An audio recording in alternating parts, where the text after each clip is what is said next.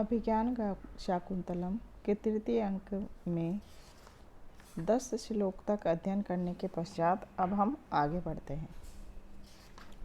10 श्लोक तक जो हमने पढ़ा, राजा जो है वह शकुंतला को ढूंढता हुआ लता मंडप में जाता है और वहाँ पर उसको एक शिलापट पर लेटी हुई और सखियों के साथ सेवा की जाती है। शकुंतला के दर्शन होते हैं और वह उन तीनों सखियों की विश्वासपूर्वक आपस में की जाने वाली वार्तालाप को छुपकर सुनने लगता है। उसी क्रम में प्रियंवदा कह रही है, विचिंत्य सोचकर कह रही है।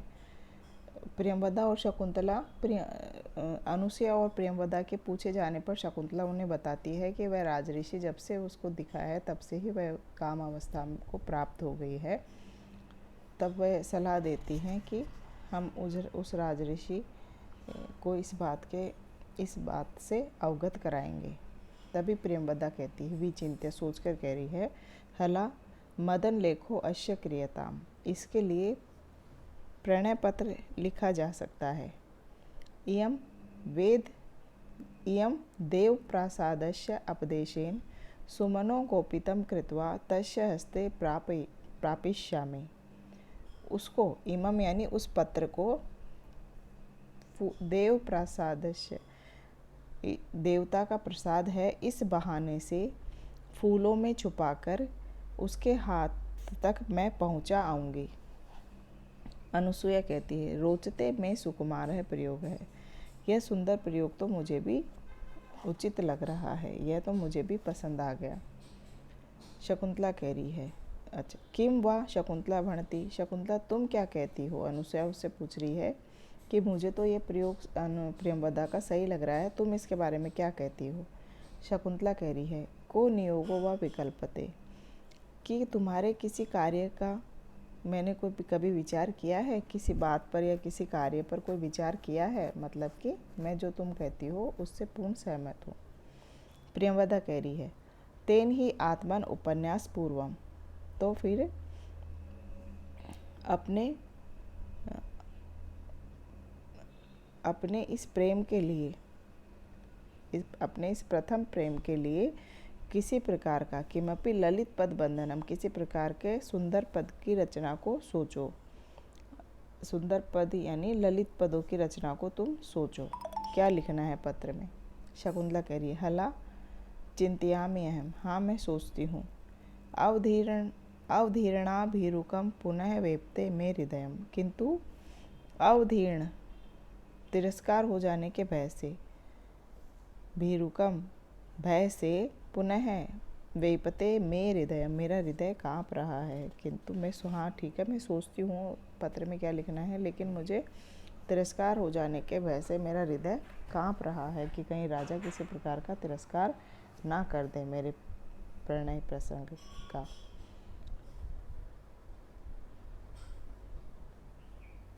राजा सहर्षम, हर्ष के साथ कहता है। यह बात सुनकर राजा कह रहा है, अयम स ते तिष्ठति संगमोत्सुको विशंकसे भीरु, यतो अवधीर्णाम लभेत वा पार्थिता न वा श्रियम, श्रिया दुरापह कथमेप्सितो भवेत्। अयम स ते तिष्ठति संगम उत्सुको, कि यह वह व्यक्ति जो तुम्हारे अंग संग के लिए खड़ा है या व्याकुल है। विशंक से भीरो, हे भीरु, यह तो उससे अवधीर्णाम तिरस्कार का, कि विशंक से शंका रखती हो। यह व्यक्ति तो स्वयं ही तुम्हारे संग के लिए उत्सुक है, तुम्हारे मिलन के लिए उत्सुक है, और तुम उससे तिरस्कार की भय रख रही हो। लभेत वा पार्थिता न वा श्रियम, लभेत वा पार्थिता, पार्थिता यानी प्रार्थना करने वाले को, कोई किसी चीज़ के लिए प्रार्थना करे या उसको प्राप्त करने की इच्छा करे, किसे, श्रियम यानी लक्ष्मी को, कोई लक्ष्मी को प्राप्त करने की इच्छा करे या उसे पाने की इच्छा करे, तो वह उसे मिले या ना मिले, लभेत वा न वा, मिले या ना मिले, किंतु श्रिया दुरापय कथम ईप्सितो भवेत, लेकिन श्रिया लक्ष्मी जिसे चाहे, ईप्सितो यानी चाहे, जिसे चाहे, कैसे वह दुरापह दूर रह सकता है उससे। लक्ष्मी स्वयं जिसे चाहे वह तो उसे प्राप्त कर ही लेती है। लक्ष्मी को कोई पाना चाहे तो लक्ष्मी उसे मिले या ना मिले, किंतु लक्ष्मी को जो लक्ष्मी जिसे पाना चाहे वह तो उसे अवश्य ही मिल जाता है। तो कहने का तात्पर्य यह है कि शकुंतला के मन में आशंका रहती है कि राजा दुष्यंत उच्च कुल प्रतिष्ठा के कारण उसकी प्रणय याचना का तिरस्कार कर सकता है, क्योंकि वह उच्च कुल का और प्रतिष्ठित राजा है, चक्रवर्ती सम्राट है, और वह एक मामूली कन्या है, आश्रम की कन्या। तो इस बात को सुनकर राजा उसकी आशंका को निरर्थक बताता है। वह अधीरतापूर्वक कहता है कि पार्थिता व्यक्ति को लक्ष्मी प्राप्त हो या ना हो, परंतु लक्ष्मी द्वारा ईप्सित जन उसके लिए दुर्लभ नहीं हो सकता। इसी प्रकार शकुंतला अनुपम स्त्री रत्न होने से लक्ष्मी है, अतः उसके द्वारा वांछित दुष्यंत अर्थात मैं उसके लिए दुष्प्राप्य नहीं हो सकता हूँ, इसलिए शकुंतला को मुझसे तिरस्कार की आशंका नहीं करनी चाहिए। तो इस श्लोक में सामान्य से विशेष का समर्थन होने के कारण अर्थांतर न्यास अलंकार है और वंशस्थ नामक छंद का भी यहाँ प्रयोग हुआ है। सख्या कह रही है, अई आत्मगुणानाम अवमानिनी, हे अपने गुणों का अवमान करने वाली, कह इदानीम शरीर निर्वापित्री शारदी ज्योत्सना पटांतरे वार्यति, कि कौन शरीर को शांति देने वाली, शरीर निर्वापित्रीम यानी शरीर को शांति देने वाली शारदी ज्योत्सना यानी शरद ऋतु की चांदनी को पटांतेन वार्यति कपड़े से ढक लेता है। शरद ऋतु की जो चांदनी है, जो शरीर को अत्यधिक शीतलता प्रदान करती है, उस चांदनी को पर्दे की ओट से कौन ढकता है। मतलब कि वह कहना ये चाहती हैं कि तुम इतनी गुणवान हो और तुम राजा से प्रेम कर रही हो, और जब राजा को यह पता चलेगा तो वह इस बात से कभी भी मना नहीं करेगा। इसके लिए वह उन्होंने इसको शकुंतला के प्रेम को शरद ऋतु की चांदनी के समान बताया है। शकुंतला सस्मिता मुस्कुरा कर कहती है, नियोजित इदानीम अस्मि, तो ठीक है मैं इस कार्य में लग जाती हूँ, मतलब कि मैं ललित पदों की संरचना करती हूँ। इति उपविष्टा विचिंतति, इस प्रकार बैठकर सोचने लगती है। राजा स्थाने खलु विस्मृत निमेषेण चक्षुषा प्रियायाम अवलोकयामि, कि इस स्थान पर मैं विस्मृत निमेषेण चक्षुषा अपलक दृष्टि से प्रियायाम अवलोकयामि, प्रिया को देख लेता हूँ। अपलक दृष्टि से देख लेता हूँ मतलब कि बिना पलक झपकाए निरंतर मैं इस समय प्रिया को देख लेता हूँ। इस समय क्यों? यतः क्योंकि उन निमित्तै एक भ्रूलतम आननम अश्यः पदानि रच्यन्तः कंटकितेन प्रथयति मय्य अनुरागम कपोलेन, कि उन निमित्तै एक लताम आनन अश्यः, कि ऊंची उठी हुई एक भ्रुकुटी, कैसी भ्रुकुटी? लता के समान, ऊंची उठी हुई एक भ्रुकुटी के समान, एक भ्रुकुटी वाली लता के समान इसका मुख, अश्य आनन यानी इसका जो मुख है, इसका जो चेहरा है, पदानि रच्यन्ता, पदों की रचना करता हुआ, कंटकितेन प्रथयति मय्य अनुरागम कपोलेन, कंटकितेन यानी रोमांचित होते हुए या कंपित होते हुए, कपोलेन यानी गाल के द्वारा, मय्य मेरे प्रति जो अनुराग है, प्रेम है इसका, वह प्रत्यति प्रकट कर रहा है। इसका जो चेहरा है वह मेरे प्रति अनुराग को प्रकट कर रहा है इस समय। कहने का तात्पर्य यह है कि प्रणय पत्र लिखती हुई शकुंतला के पदबंधों का चिंतन करते समय, जब वह पदबंधों के बारे में सोच रही है, उस समय एक भौं ऊपर की ओर चढ़ी हुई है उसके हृदय में राजा के प्रति जो प्रेम भाव उमड़ रहा है उससे उसका कपोल रोमांचित हो रहा है। अतः राजा कहता है कि रोमांचित कपोल से उसका मेरे प्रति अनुराग प्रतीत हो रहा है, वह मुझसे कितना प्रेम करती है यह प्रकट हो रहा है। शकुंतला की एक ही भौं ऊपर चढ़ी हुई है, इसलिए उसी तरफ का कपोल रोमांचित बतलाया गया है। और मई अनुरागम से राजा ने अपने सौभाग्य की व्यंजना करते हुए कपोल से रोमांचित होने से हृदयगत हर्ष और अनुराग का अनुमान भी लगाया है। कंटनिते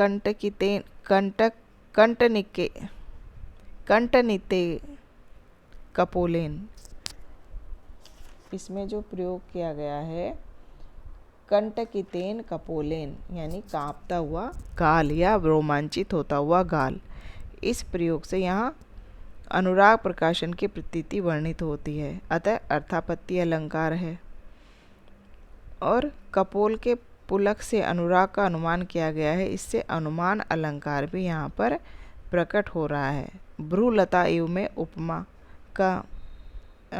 अलंकार का प्रयोग यहाँ हुआ है।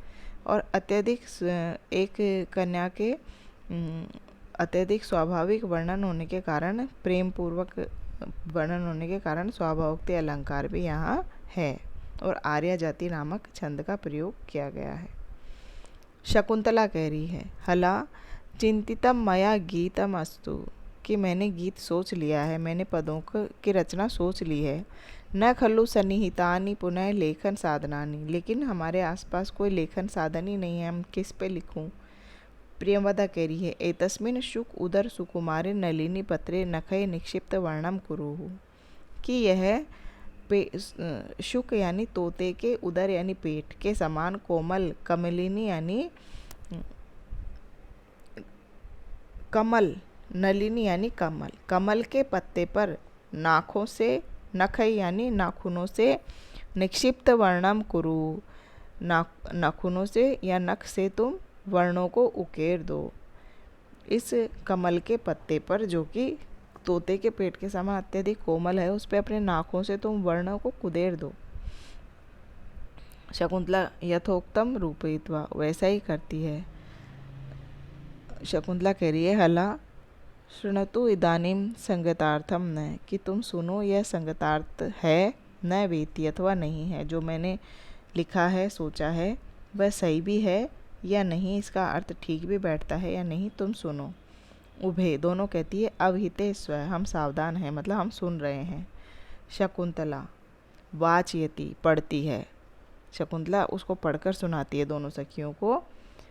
तव न जाने हृदयम मम पुनः कामो दिवा अपि रात्रौ अपि निघर्ण तपति बलीय त्वयि व्रत मनोरथानि अंगानि, कि तव न जाने हृदयम, तुम्हारे बारे में तो नहीं जानती, तुम्हारे हृदय के बारे में नहीं जानती, तुम्हारे हृदय को नहीं जानती। मम पुनः, किंतु मुझे, पुनः मुझे, मम मुझे, काम है यानी प्रेम, दिवा अपि रात्रा अपि, दिन को भी और रात्रि को भी, निघृण हे निर्दयी, तपति जलाता है, बलीय बहुत अधिक जलाता है, त्वयि व्रत मनोरथानि अंगानि,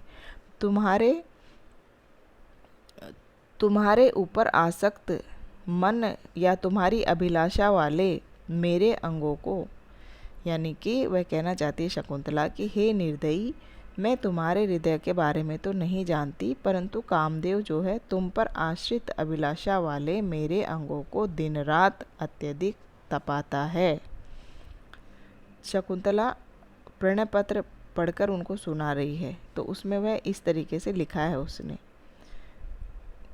तो यहाँ पर निघृण पद से दुष्यंत की कर्तव्य विमुखता की प्रतीति हो रही है। आगे जाके जो वह शकुंतला को भूल जाएगा, उसके बारे में थोड़ा सा निर्दयी हो जाएगा, तो उसके बारे में थोड़ा सा संकेत यहाँ दिया गया है, तो इसलिए यहाँ अर्थापत्ति अलंकार है। और अनुमान अलंकार भी है।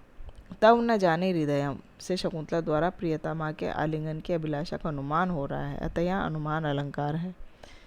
और गीति नामक छंद का इसमें प्रयोग किया गया है। राजा कह रहा है, सहसो उपसृत्य, अचानक पास आ गया है राजा और पास आकर कह रहा है, तपति तनुगात्री मदन त्वाम अनिशम माम पुनः दहति एव ग्लपयति यथा शशांक न यथा ही कुमुदवती दिवसः। कि तपती तनुगात्री, हे तनुगात्री, हे कोमल और पतले शरीर वाली तन्वी स्त्री कन्या, तपती मदनः त्वाम, मदन यानी प्रेम तुम्हें तो केवल तपाता ही है, अनिशम माम पुनः दाहती एव, किंतु मुझे तो रात दिन यह दाहती जलाता है, ग्लपयति यथा शशांकम न यथा ही कुमुदवती दिवसः, कि जिस प्रकार दिवसः यानी दिन, ग्लपयति यथा शशांक है, जितना शशांक यानी चंद्रमा को गला देता है, उतना न ही कुमुदवती को वह उतना नहीं म्लान करता है। शकुंतला अपनी सखियों को अपना प्रणय पत्र पढ़कर सुना ही रही थी कि तभी राजा वहाँ अचानक पहुँच जाता है, क्योंकि वह छुपकर पहले से सारी बातें सुन ही रहा था उनकी। तो अचानक पास जाके वह कहता है कि कामदेव तुम्हें तो निरंतर केवल तपाता ही है, परंतु वह मुझे तो जला रहा है, अर्थात मेरी काम पीड़ा तुमसे कहीं अधिक है। दिन जितना चंद्रमा को मलिन करता है, या चंद्रमा दिन में बिल्कुल भी दिखाई नहीं देता, बिल्कुल छुप जाता है, उतना वह कुमुदनी को नहीं मलिन करता। मतलब कुमुदनी एक फूल है जो कि रात में ही खिलता है चंद्रमा को देखकर, और सुबह होते ही वह मुरझा जाता है, लेकिन उसका अस्तित्व दिखाई पड़ता रहता है, लेकिन चंद्रमा तो बिल्कुल दिखाई नहीं पड़ता। तो राजा ये कहना चाह रहा है कि तपाने और जलाने का अंतर है यहाँ पर, कि तुम्हें तो केवल तपा रहा है, किंतु मुझे तो जलने से तो मृत ही हो जाता है, व्यक्ति मृत प्राय ही हो जाता है। तो इस कथन से राजा ने अपनी मनोव्यथा का प्रदर्शन किया है। तो पूर्वार्ध परार्धगत वस्तु का बिंब प्रतिबिंब भाव होने से दृष्टांत अलंकार है यहाँ पर, और शशांक कुमुदवती पर नायक नायिका के व्यवहार का समारोप होने से समासोक्ति अलंकार भी है। तनुगात्री में तनु और गात्र शब्दों के कारण पुनरुक्त वद आभास, और मदन है तपति में विरोधाभास, और तपति के लिए तनुगात्री पदार्थ हेतु होने से काव्यलिंग अलंकार भी यहाँ पर है, और आर्या जाति छंद का प्रयोग किया गया है। सख्यौ सहर्षम, हर्ष के साथ कहती है, स्वागतम विलंबिनो अविलंबिनो मनोरथस्य। स्वागतम यानी स्वागत है, अविलंबिनो यानी कि शीघ्र ही सफल होने वाले मनोरथ का, बिना किसी विलंब के सफल होने वाले मनोरथ का स्वागत है। जिस कार्य को वह संपादित करना चाह रही थी, वह कार्य अपने आप ही सफल हो गया, तो वह उसका स्वागत कर रही हैं। शकुंतला अभी उत्थातुम इच्छति, शकुंतला भी उठकर स्वागत करने की इच्छा करती है, लेकिन राजा अलम आयासेन कहकर उसे रोक देता है कि कष्ट करने की आवश्यकता नहीं है। अलम आयासेन, नहीं कष्ट मत करो। संदष्ट कुसुम शयनानी शुक्लांत बिस्बंग सुरभीणी गुरु परितापानी न ते गात्राणी उपचारम अर्हंती। कि वह कहना चाह रहे हैं कि संदष्ट पुष्प शयनानी, फूलों की शैया को मर्दित करने वाले, और अशुक्लांत विषभंग सुरभीणी, कि शीघ्र ही मुरझाए हुए कमल नाल के टूटने से सुगंधित। शीघ्र मुरझा गए क्योंकि शकुंतला का जो ताप था, उस ताप से जिन फूलों पर वह सो रही थी, वह फूल शीघ्र ही मुरझा गए और कमलनाल टूट गई, और उसके कारण तुम्हारा शरीर जो है वह सुगंधित हो गया है।